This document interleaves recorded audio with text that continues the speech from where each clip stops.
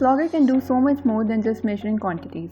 On its own, you can use the output voltage channels of the PhysLogger to control and output voltages.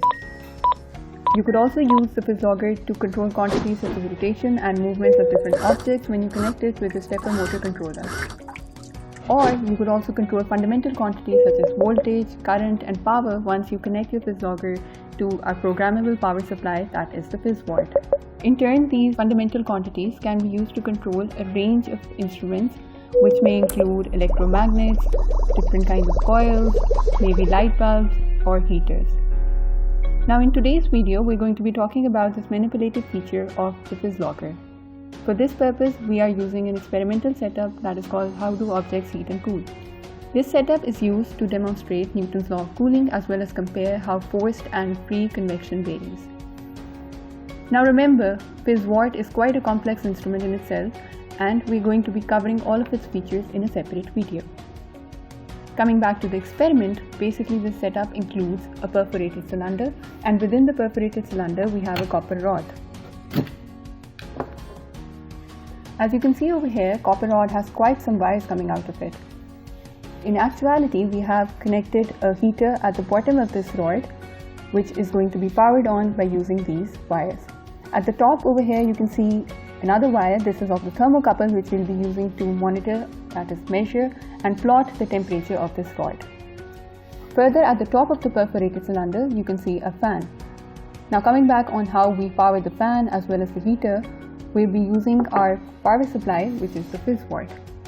Now as mentioned earlier, this is quite a versatile power supply. You could use it standalone, that is you could use its knobs and buttons which are present on its hardware, and at the same time you could also configure it with the PhysLogger, where you could use soft widgets and controls in order to control all of its capabilities via the user interface.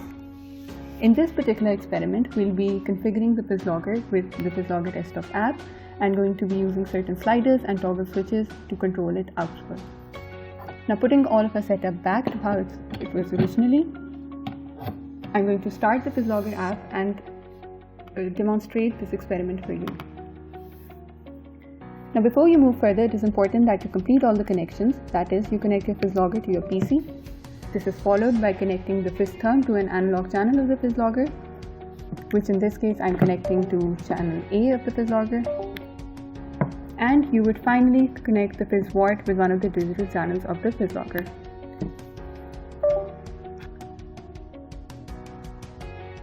Now once your app has started, just to make sure that my PhysWatt has been properly connected to PhysLogger, I would go to the quantities panel and check if all of the PhysWatt quantities appear over here. Now you could open the quantities panel using this button right here. As you can see, all of my PhysWatt icons are present, showing the different voltage and current channels over here. In case your PhysWatt icons do not appear over here, you could use this button, which would basically cause the PhysLogger to scan all of its channels and would show any digital instrument that might not have been identified earlier.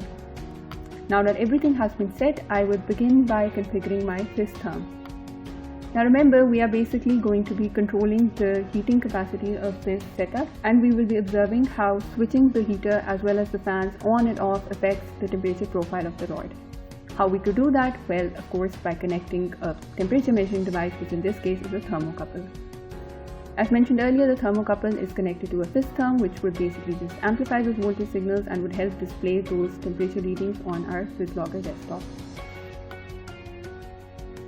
Now I would simply click on measure. I would select the quantity that needs to be selected, which in this case is temperature.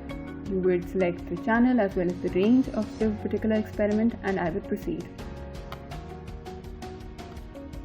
Now here comes the most interesting part. Now we're moving to the actual part, that is how we're going to use the PhysLogger in order to manipulate and control the quantities. So before I further move on, I'm just going to tinkle with my layout in order to make space for some widgets that I'm going to be inserting right after this. Now remember, I told you that we are powering the heater in this copper rod using the channels of the PhysWatt, that is the channel A and the channel B. So before I further proceed, it's important that I set up all of the icons that will be needed in order to control the outputs of these channels. You simply go into the extension menu by clicking on Build from Scratch. You will click on Widgets, and let's say that we want to control the voltage by using a slider.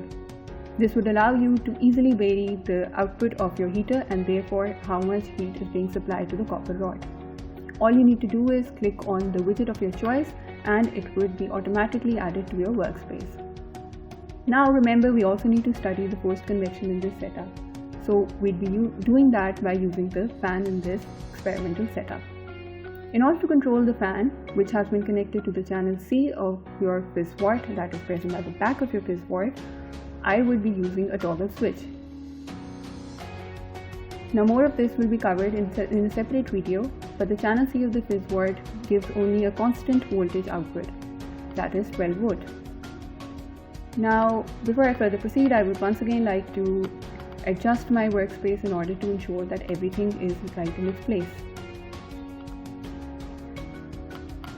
Now the next step is about applying these sliders and toggle switches to my channels of the PhysWatt.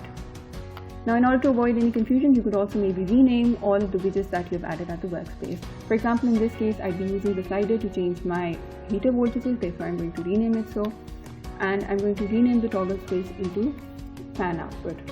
This will just make it easier to identify these widgets. Now before I further proceed, I would like to show you the soft quantities, that is the widgets that have also appeared over here. Now all you need to do is you click on one of the voltage channels of the PhysWatt, and next you'd be able to select the source of each of the channels. As you can see right now, voltage has a certain constant value assigned to it, and current also has a certain value that has already been assigned to it by default.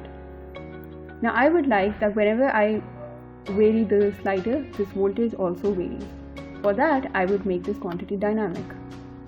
Once you've done that, all you need to do is scroll down and select the particular quantity that you need to apply over here, which in this case is this heater voltage slider. Now in order to make sure that current does not become a limiting factor over here, I would just change the current value to the maximum value, that is 3.5 ampere. I would follow the same step for the channel B and would apply the heater voltage slider to also this channel.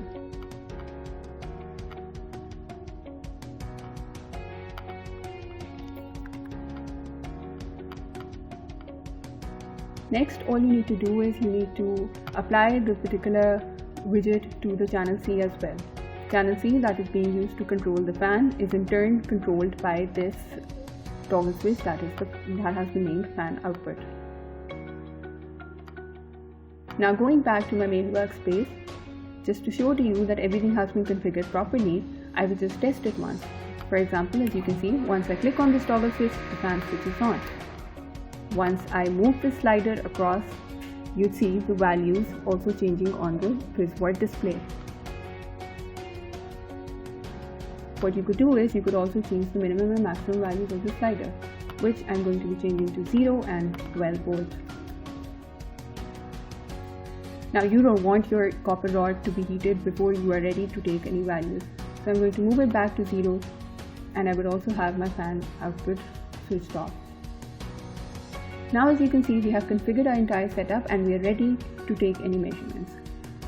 As discussed in a previous video, you might like to also adjust your sampling frequencies to match the actual changing frequency of this particular setup. Now in order to keep a track of my controlling widgets, what I'll be doing is that I'll also be adding an additional light plot where I might plot the slider and the toggle switch. This would just allow me to keep a track of when I'm switching these both quantities on and off. As you can see over here, as soon as I switch the fan output on, it shows 1 on this light plot, and this would allow me to keep a better track of my quantities in the end. And in order to further proceed, what I'm going to do is that I'm going to switch on the heater for some time. I'll observe how the temperature varies, and next I'm going to let it cool down by natural convection, and finally I will switch on the fan and see how forced convection varies the temperature profile. For this, you need to leave the system for some time and observe the final readings afterwards. Now that enough time has passed, let's quickly analyze the plot that we have achieved and pass some comments on it. Now this may look like a simple heating and cooling process to most of you, but if you look closely, there is indeed a lot of physics that's hidden in these plots. For example, over here, if you look closely, when I switched off the heater, you might have expected the temperature to immediately start falling. But what actually happens is, that it continues to rise for a short interval of time and then fall. Now this represents the thermal inertia, which is a common characteristic in almost all the materials. Another thing which is quite apparent in this plot is the difference in forced and free convection. Now as you can see over here, at this point we switched on the fan. Before this point we were cooling our setup using air, that is, we were cooling it by free convection. Now what's apparent over here is the difference in gradient. You can see how slowly temperature is falling just before I switched on the fan, and how quickly this fall becomes after the fan has been switched on. Now in order to further investigate this plot and maybe calculate the convection coefficient and do some further analysis, you can obviously save the temperature readings and export them into a software of your choice such as MATLAB, Excel, Origin, and do some further calculations.